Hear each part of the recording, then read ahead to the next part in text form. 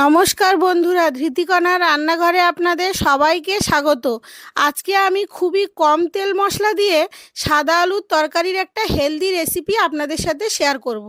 এই রেসিপির জন্য 3টে মাঝারি সাইজের আলু এভাবে চৌকো চৌকো করে কেটে নিয়েছি। এবার কড়াই বসিয়ে পরিমাণ মতো তেল দিয়ে দেব। তেল গরম হয়ে গেছে, এবার কেটে রাখা আলুগুলো দিয়ে 1 মিনিট মতো ভেজে নেব।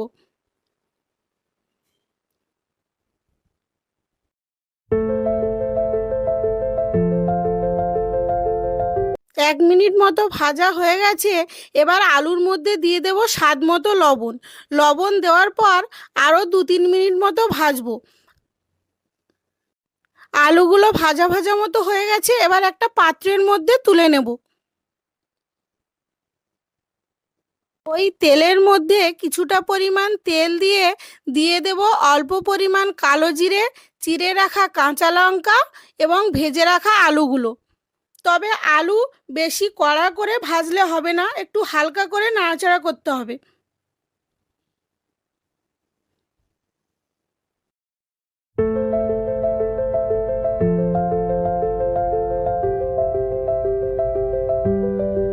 আলুগুলো ভাজা হয়ে গেছে, এবার পরিমাণ মতো জল দিয়ে দেব।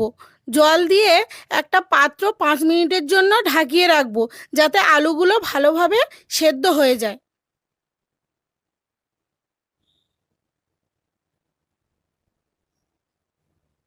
এবার ঢাকনাটা খুলে এর মধ্যে 1/2 চামচ জিরে গুঁড়ো, 1/2 চামচ মরিচ গুঁড়ো ও পরিমাণ মতো কুচিয়ে রাখা ধনেপাতাগুলো দিয়ে নাড়াচাড়া করে মিশিয়ে নেব। আপনারা চাইলে ধনেপাতাটা নাও দিতে পারেন।